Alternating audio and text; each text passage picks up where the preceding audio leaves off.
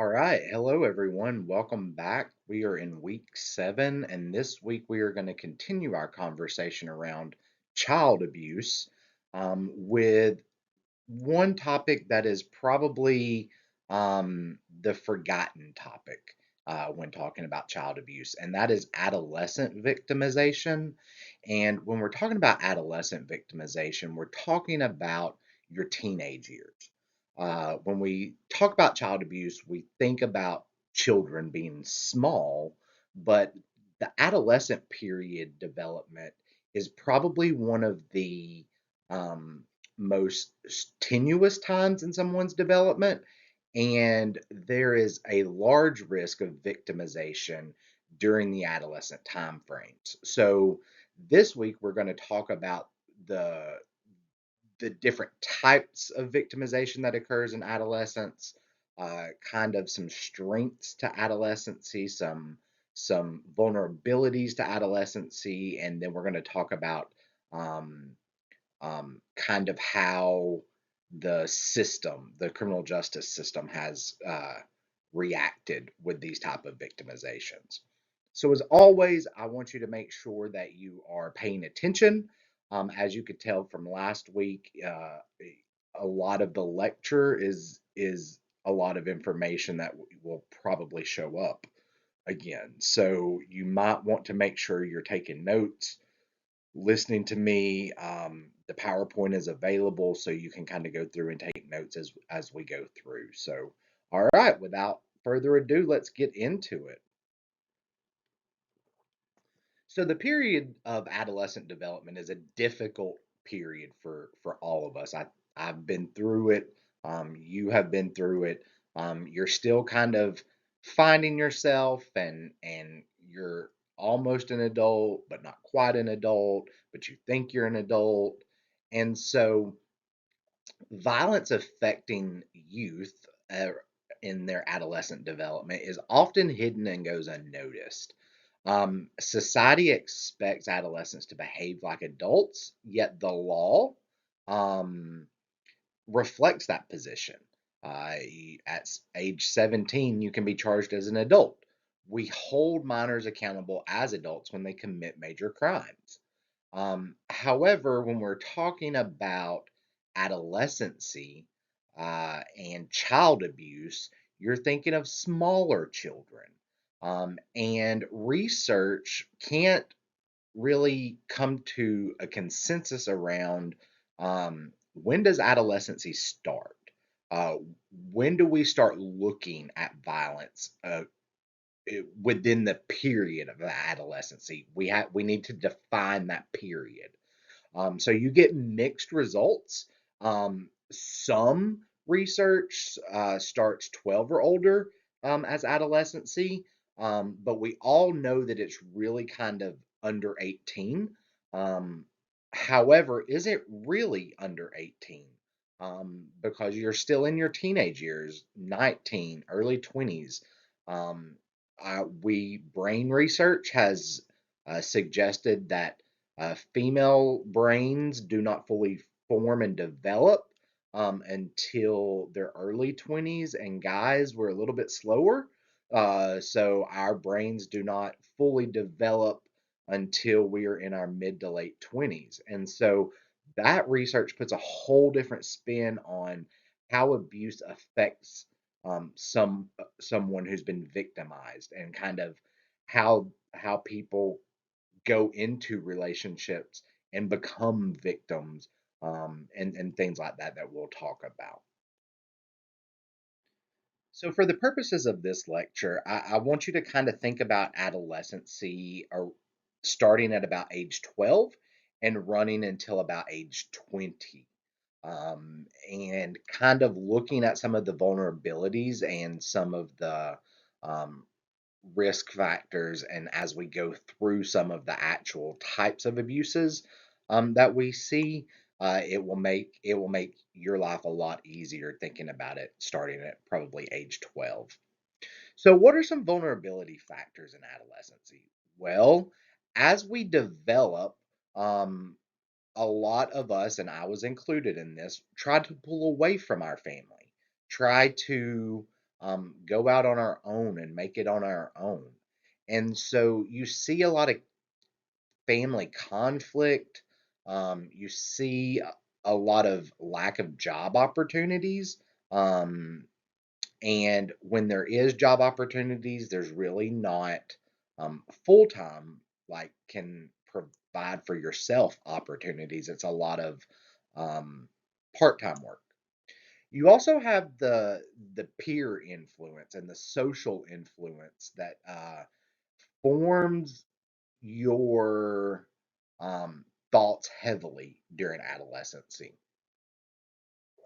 As a part of this, you're going to see potential drug use coming in. You're going to see risky sexual behaviors coming in. You're going to see um, potential drinking and tobacco use and all of that coming in based on your peer influences. And so that places people at a more vulnerable position to be victimized. Not blaming victims, but that's a part of life. Like if we take mind altering substances, whether it's alcohol or drugs or anything like that, then that places us at a higher rate of potential victimization. But then you also have a hidden group in this hidden group. So you have the adolescents who have disabilities, mental health issues, and the LGBTQI plus youth who are at more enhanced risk of victimization based on those characteristics that they have. So they have just being an adolescent in and of itself, but having some sense of either physical or mental disability, mental health disorder, or sexual orientation that is different than the norm places those youth at a higher risk of victimization just because of that. You have bullying, you have um, family issues, you have just all sorts of different compounding variables that help raise the vulnerability factor there. So let's talk about these subgroups for a minute. Individuals with disability are significantly increased, have a significantly increased risk of violence of all forms. Among college students with disability, the heightened risk of experiencing intimate partner violence is very common. And they're also more at risk for physical or sexual abuse prior to attending college. Um, Perpetrators typically see physical disabilities as uh, a strength for them, and I hate to even put it in that term, but if a potential victim is not able to physically fight back or talk or have the capacity to know what's going on, um, those perpetrators have easy access and can utilize whatever is at their means to abuse them. Um, I'm thinking particularly of sexual abuse because I have seen that with my own eyes, as far as um, maybe within the family unit, taking care of a disabled child, and that child is wheelchair bound and has to have help bathing and things like that. And so you see a lot of sexual abuse targeted to disabled victims just because it's um, a victim that is easy access for the perpetrator. You also see physical abuse. So people have short tempers. I have seen um, physical abuse in the sense of if you have to rely on a parent to or a guardian or caretaker to care for your every need, they typically kind of get worn down and can lead to physical abuse happening. So all in all, individuals with disabilities are at substantially higher risk for victimization. LGBTQ youth is also a subgroup that is high risk for victimization than most normal adolescents. Because if you think about it, um, if you have friends, if you have experienced this or whatever, the whole coming out process is not a fun process. And so, just due to different stances, people may lose family members. People may get kicked out of their homes, become homeless. They may be subject to physical violence.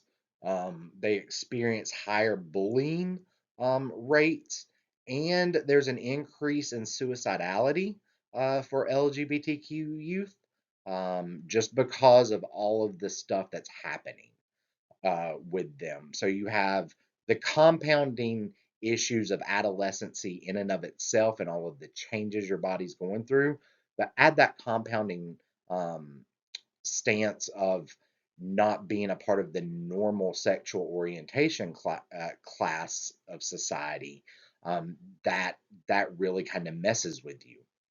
Um, During the college years, that doesn't stop. Um, Gay and bisexual men reported sexual assault at frequencies similar to their heterosexual female counterparts. And bisexual women experienced the highest rate of sexual assault in college. Let that sink in. Um, so, LGBTQ youth is at also a substantial risk for victimization. I know in the foster care system here in Georgia, there is a substantial amount of children or this population of youth who remain in that system because they can't find forever families um, due to these compounding issues. And so they are more frequently victimized by the system. And then when they get out, they turn to what they know. So they're at higher risk for drug use, they're at higher risk for prostitution, and things like that. So let's talk about some of the positive uh, form. Uh, we call them resiliency, protective factors that help adolescents not become victimized. So these protective capacities or protective factors influence positive outcomes. And so it's really the opposite of what we talked about. So if you have a strong family bond, if you have a bond with some social institution in the community, so whether it's a church or a school or a neighbor that has positive influences on you, then you're less likely to be victimized. You're likely to have more higher self esteem, and your mental health typically is better than those who are victimized. So, resiliency plays a huge factor in victimization, both in preventative measures, but also in overcoming victimization as well. So, if for some reason someone has all of this connectedness and this support and influence and has good mental health, if they do become victimized, they have a stronger support system to help see them through that process than someone who does not. And will in turn become polyvictimized, which we'll talk about here in a little bit. So let's talk about the types of violence that adolescents face.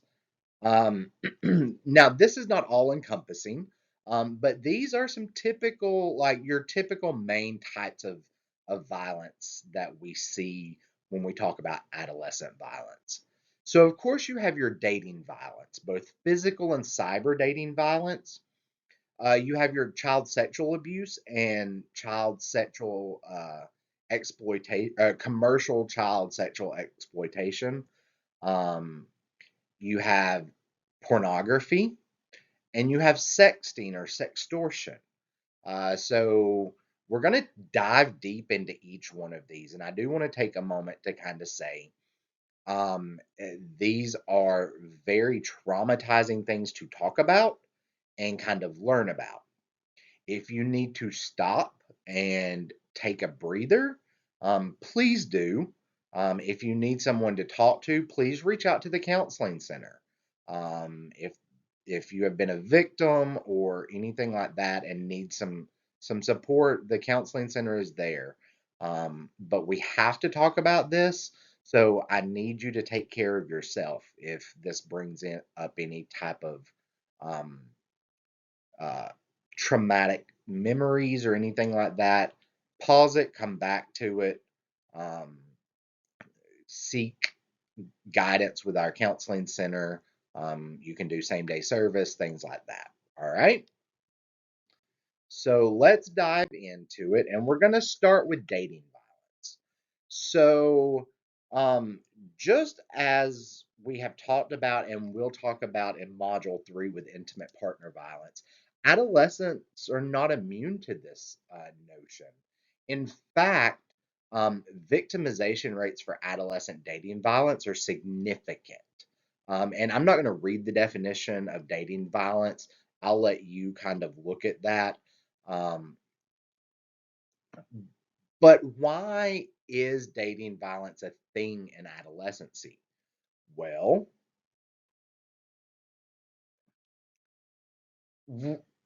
as we are growing and developing, we are also um, growing and developing our relationship.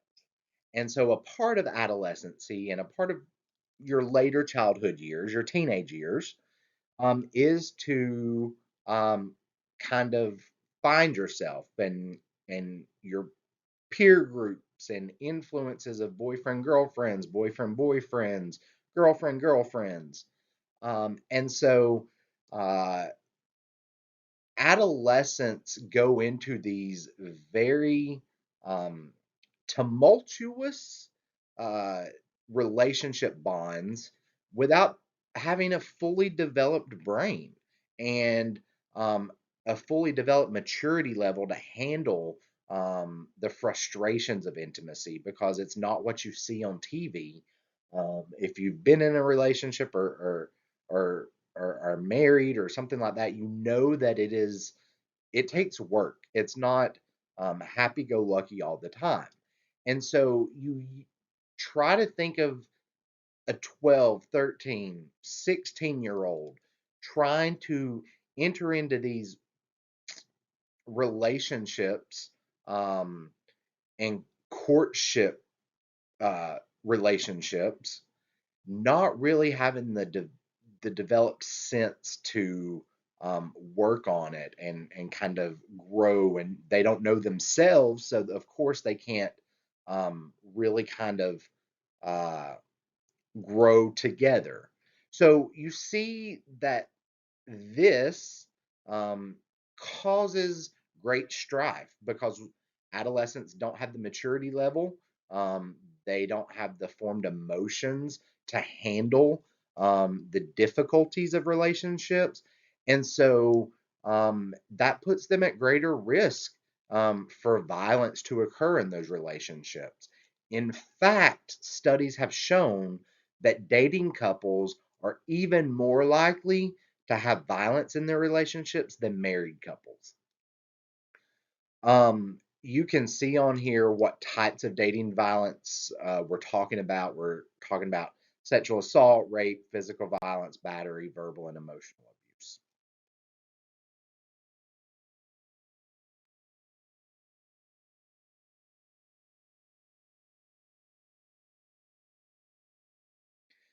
So, teen dating violence, like that we've talked about, also brings up the notion of greater risk of poly victimization. And polyvictimization is basically a occurrence of violence across different forms of victimizations at the hands of multiple perpetrators.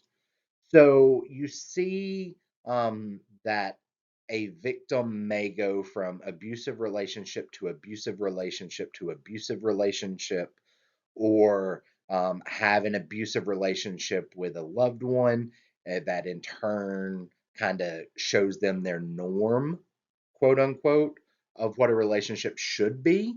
And then they go into another relationship or their first relationship attracted to abusive personalities. Um, physical teen dating violence is closely linked with child maltreatment, sexual victimization, and internet harassment. You see these polyvictimization notions beat down self-esteem. If you go into a relationship and haven't even developed your full um, sense of worth, which if you're 12 years old, how can you develop a full sense of worth? You're wrapped up in someone else's thoughts of how you should be, and that can really kind of dictate and open the door for violence to incur. College teen dating is no different. Um, Both male and female victims of psychological and physical aggression experience increased mental health symptoms like depression, anxiety. Substance use typically happens at a greater risk. Um, and both men and women, males or females, are victims of college dating violence. So this is not just a female thing. It's all sexes. One of the populations that haven't been studied as much is the LGBTQ population. We will talk exclusively about the LGBTQ population at a later date, but there are high instances of intimate partner violence in LGBTQ relationships. Cyber dating is also a form of dating violence, teen dating violence. We're in the era of technology, and so abusers and perpetrators have form, formed the recognition of technology and how to use it to hold power and control over their partners. Remember, when we're talking about uh, domestic violence, intimate partner violence, when we're talking about any type of relationship violence, we're really talking about the power and control that one person in the relationship tries to exert over the other person. And so, of course, they would um, adapt and use technology. We see a lot of um, threats and humiliation over um, the internet. Facebook. I know y'all don't use Facebook much anymore, but Facebook was, I remember when MySpace was a thing. And so you had Facebook, MySpace, all of that kind of, the world of social media has become a dangerous place for adolescents. Um, Again, I'm going to reemphasize brains are not developed, senses of morality are not developed, um, and that causes people to do things that they may later regret in life. We're going to talk about sexting here in a little bit. I don't think it's, no, it's not next, but um,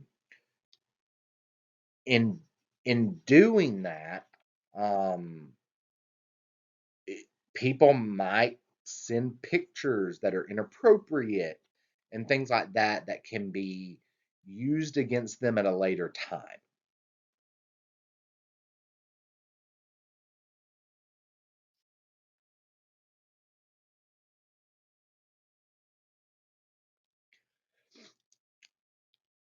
So we are going to. My PowerPoint that I have printed out is a little bit different than what y'all have. I skipped a page. So sexting. Let's talk about sexting. We know that during the adolescent period, you're more at risk for sending and receiving um, inappropriate pictures um, without really realizing the damaging consequences that those could have. Once you put that into the digital world, there's no way to really take it back. So when we're talking about sexting, we're talking about the production and transmission of explicit or sexually suggestive pictures through mobile phones or other electronic devices. Minors engaging in sexting are in an awkward position for legal charges because sexting is child pornography, child enticement, disseminating obscenity, and a form of harassment. There have been many times where inappropriate pictures have been sent to one person thinking that it was um, safe within the confounds of that relationship, only to have those pictures spread around a school. And everyone who received those pictures, plus the person who sent those pictures, um, plus the original owner of the body part who sent the pictures to the person, were all charged with crimes because it is child pornography. And those are things that we don't think about, but is a very real reality with today's adolescent society.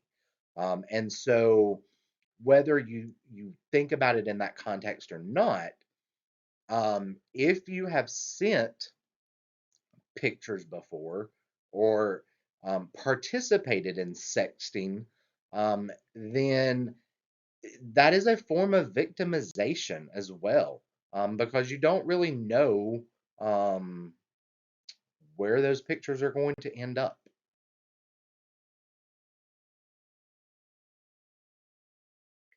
I want you, I don't officially have this as an assignment, but I want you to just kind of think about it and you can do your own research if you want to. But do you know the sexting laws in the state of Georgia? Do you know kind of like the child enticement laws, things like that?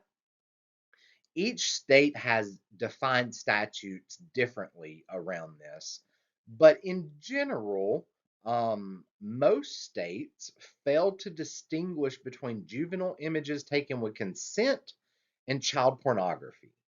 Um, and then, if in the state of Georgia, legal consent is typically thought of as 16, whenever it's two 16-year-olds. So anything under the age of 16 is automatic child pornography. But just because you reach the age of 16 doesn't mean that it still can't be child pornography. Um, and so we see a lot of harsh prison sentences, sometimes sex offender registries being utilized, and things like that because of sexting. And that's a huge, huge issue in today's society.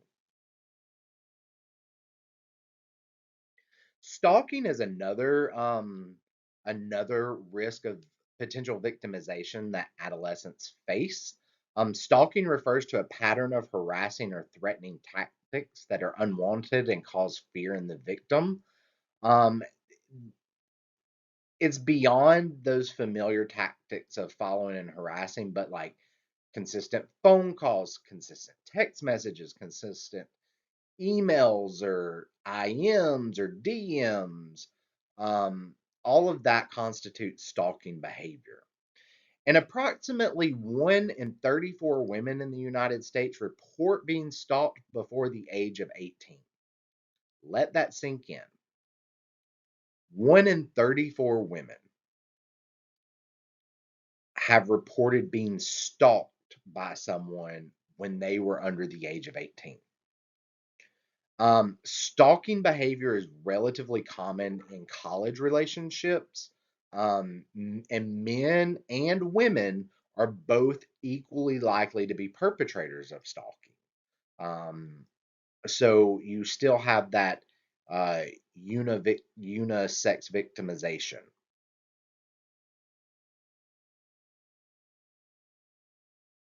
All right, so we're going to talk about child sexual assault now. And we're going to talk about child sexual assault, and then we're going to talk about commercial sexual exploitation of a child, CSEC. These are two different and distinctive issues. Child sexual assault is a sexual assault against a minor, or child sex abuse. It does not have economic gains. CSEC, or commercial sexually exploitation of a child, is for economic gains solely. So when we talk about child sexual abuse, we're talking about there's nothing in the outcome. Like you're not getting money for it, you're not getting uh, things for it, anything like that. A common myth is that child sexual abuse is rare event perpetrated just against girls. The reality is that it's committed against millions of children, and it involves both boys and girls. Incest, rape, um, pornography, all of that happens at a normal and regular pace. Working in child welfare for 9.5 years, I can tell you that I saw at least probably 3 to 5 child sexual abuse cases a week. And these are not fun cases to work. Um, these are very disturbing cases, and the things that happen to these children are very disturbing. Um, a common myth is that child sexual abuse perpetrators are strangers to the children. That is a myth, flat out myth. The majority of perpetrators are known acquaintances, mostly family members, to the child that's being abused.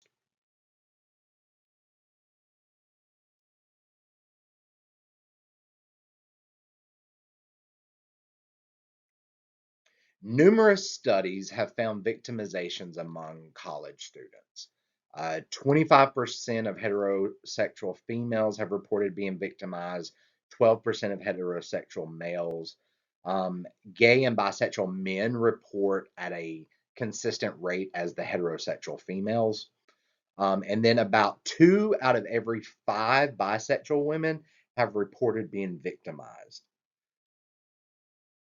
Forcible rape is on the decrease, uh, but incapacitated sexual assaults are increasing.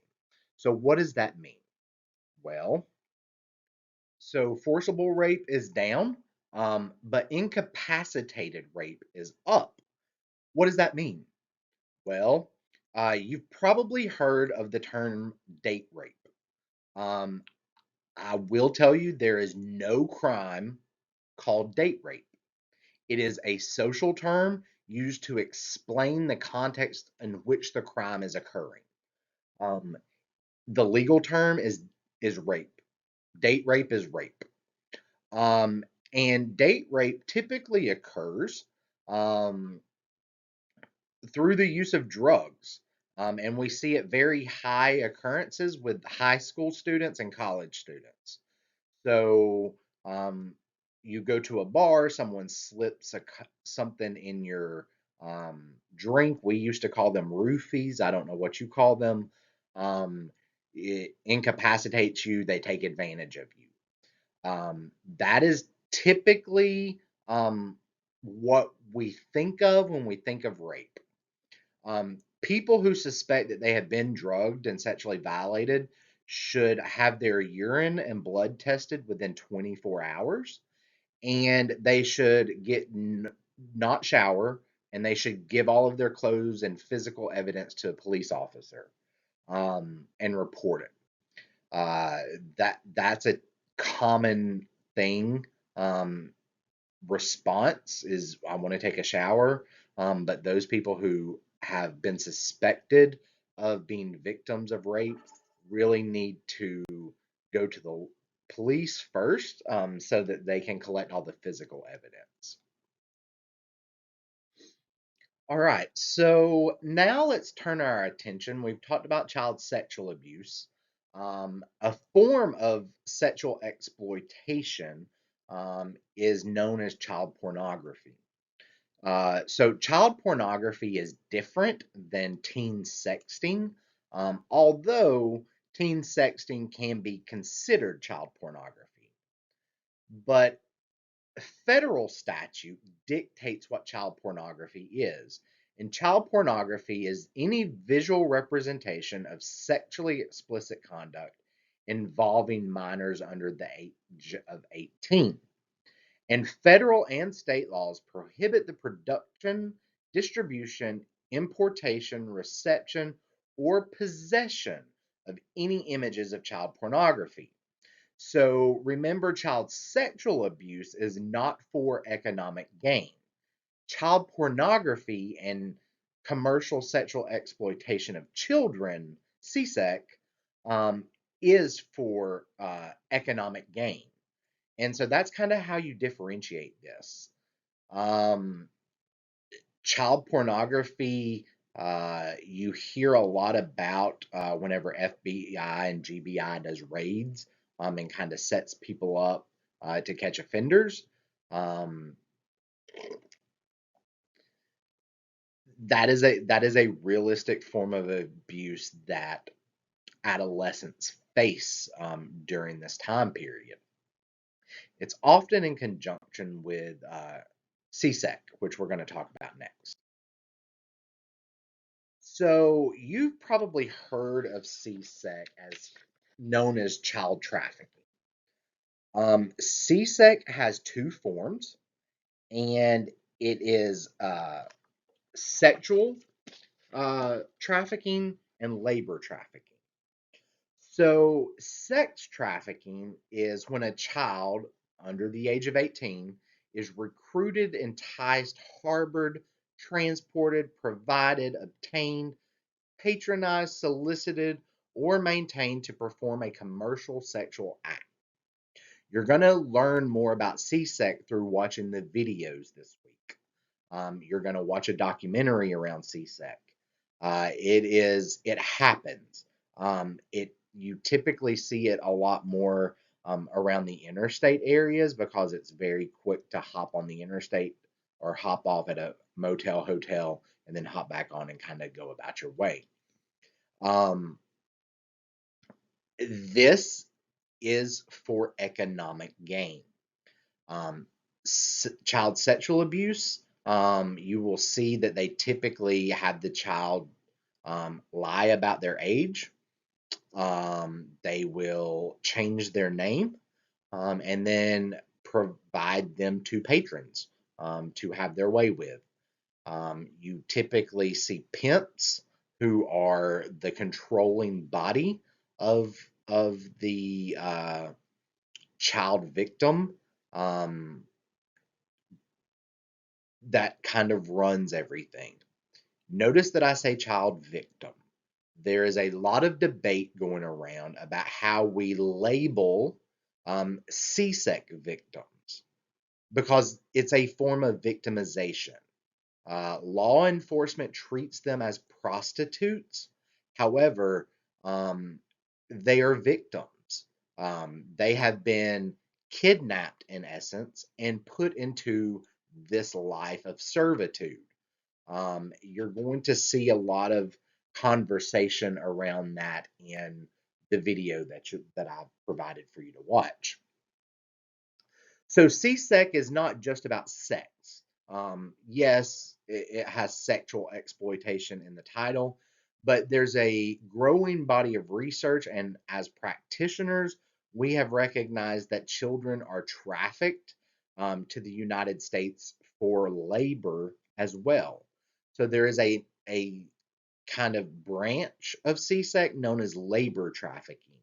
And labor trafficking is when children are brought to the United States, um, provided a place to stay, in terms and in terms have to work and provide money to that person who is bringing them here. Um, I have had experience working cases with child laborers, um, specifically from Mexico. They were forced to, they were brought here under the guise that they would be able to get some freedoms. They were put to work in a mill, and then they had to pay for all of their room, their board, and then send money back to their families. They didn't have time to go to school, things like that. So you start seeing that being considered trafficked as well, because they are receiving room and board in exchange for their manual labor.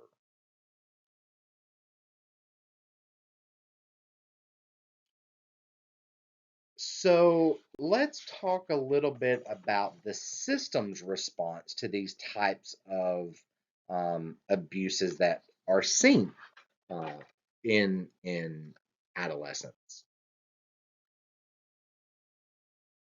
So we've touched on this before, and we're gonna kind of, I'm not gonna touch on this a lot, but the role of the police. The police, of course, is your law enforcement agent. They're the ones that are supposed to be protecting you. Um, but the power of police has been a heavily debated topic in child welfare. Um, state intervention into the family unit is very, very controversial. Uh, However, you started to see in the 70s like specialized units formed that addressed just child abuse and child sexual abuse and things like that. But we typically see the role of police as a member of the multidisciplinary team. So remember, last week we talked about that multidisciplinary team approach. So you typically see like child protective services, police, physicians, service providers, all working together as a team to provide for safety of the child.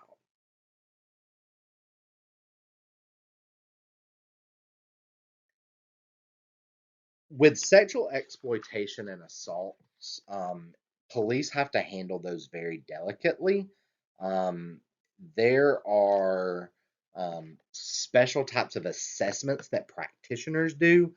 In the state of Georgia, the Georgia Child Advocacy Center oversees all of the CSEC youth who are identified as commercially sexually exploited. And so they will do different types of um, assessments to determine, were they really trafficked, and if they were, what type of services do they need. They work in conjunction with law enforcement and in conjunction with child welfare and in conjunction with medical to make sure the child is taken care of. CSEC victims often don't see themselves as victims.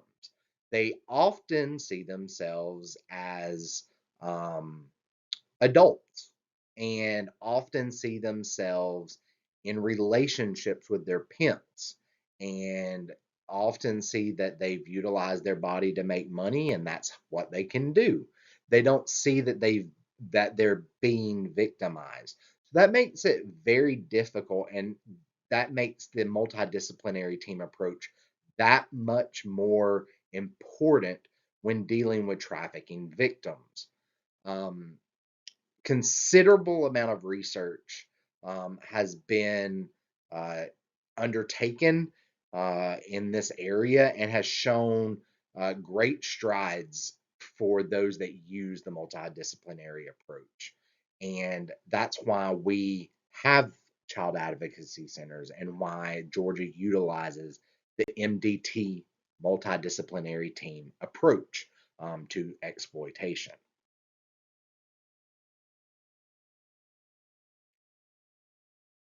Um, Interviewing techniques is something that we need to talk about as far as the systematic response, because if you have a child who has been sexually abused, um, physically abused, or trafficked, there's important considerations that law enforcement has to look out for. So remember we talked about the MDT approach, the multidisciplinary team approach. So each one of those partners have a specific role that they have to take. Well, law enforcement is looking to the future and looking at what they can and cannot prosecute, right? So in doing that, they have to look at um, certain factors in the child victim to see, are we going to be able to prosecute pimps? Are we going to be able to prosecute whoever brought this child into this victimization? So they look at competency and credibility. Competency is, does this child know truth from a lie? We think of competency in terms of perpetrators. Is this person cognitively able to stand trial? In the victim sense, it's, does this person know that they're telling the truth, and do they know that the difference between a truth and a lie? Credibility refers to whether that child can be believed. And I cannot tell you how many times I have heard, well, that child has a behavior issue, so they're not really that credible. Or that child has recanted 4 times, they're not credible. All of those factors go into the prosecution end or the law enforcement end of uh, victim services. In order to determine competency and credibility, um, the MDT approach utilizes a special type of interviewing technique. This special type of interviewing technique is known as the forensic interview. And I've mentioned the forensic interview, I think, a little bit about it, but it's basically a specialized person who is specifically trained to interview children of sexual abuse, physical abuse, things like that, to gather information.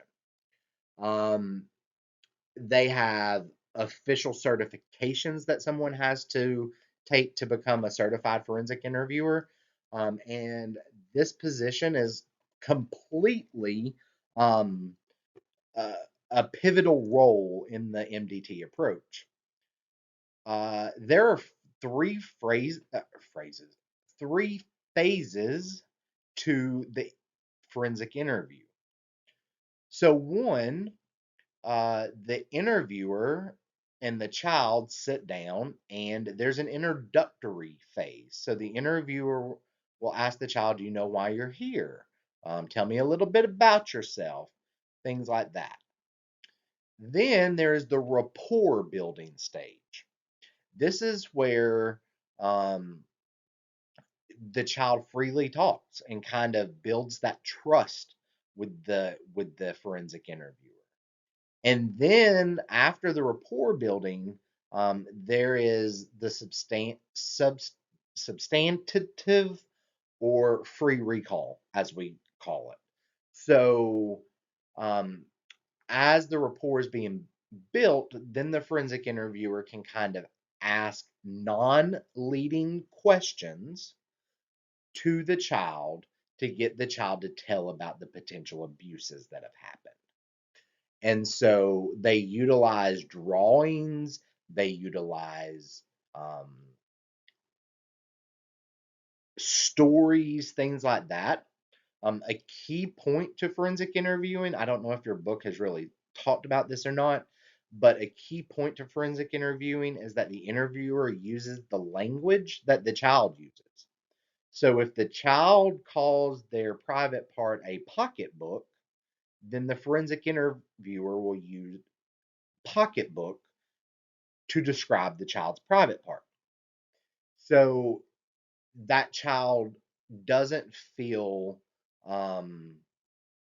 like they're in trouble or they're being made fun of or lesser than or anything like that. The MDT approach has shown, and the forensic interviewing approach has shown significant increases in the quality of information that we gather from victims. Uh, and normally, um, interviews are taped, and normally, the child won't have to take the stand against um, the perpetrator at trial. They can play the forensic interview. However, there are some legal loopholes and some things that may require the child to take the stand against the perpetrator. So we just talked about this a little bit. Um, eh, Interviews are recorded so that they can be played back, utilized in trial sometimes, hopefully, so that victims don't have to keep telling the same story over and over and over again. Um, and that people can kind of see the child's reactions when talking about this and kind of see the trauma that they've been inflicted upon. All right, so the final two topics that we're going to talk about relate back to specific college relationship violence and sexual abuse on college campuses and kind of addressing those issues. So the first, and I hope you've heard of the Clery Act, but the Clery Act is also known as the Campus Security Act. And basically, the Clery Act requires all college campuses to report criminal offenses that occur on their campus. Um, colleges have to make public that data so that people can make informed decisions about any type of incidents of sexual violence or anything that's going on those campuses and kind of how those were handled. So the last thing that we're going to talk about in reference to college sexual abuse, teen sexual abuse on college campuses is known as Title IX. And Title IX is what kind of governs sexual misconduct and sexual harassment on college campuses. It came out of the Education Amendments of 1972. And it basically states if a person is a victim of sexual assault on a high school or college campus, procedures are put in place for reporting. And you can see those procedures here. If you are not aware of our Title IX reporting at Georgia Southern, I have linked the Title IX brochure to in folio so that you can look at it, get more information. It will also lead you to the website that will have the Clery Act information as well as the Title IX information. It's something that you should be aware of as a student. That way, if anything, God forbid, ever happens, you have that information to make the reports where you need to make. All right, that is going to conclude this week's lecture around adolescent violence. We've gone over a lot. I will timestamp this. I was writing down timestamps as we go, just like I always do, so that you can kind of go back. If I went too fast through something, you can go back and kind of listen to it at your own pace. I will also make these slides available to you in folio so that you can have a copy of them. If you need anything, feel free to reach out to me. And as always, please take care of yourself. Have a good week, and I'll talk to you later. Bye.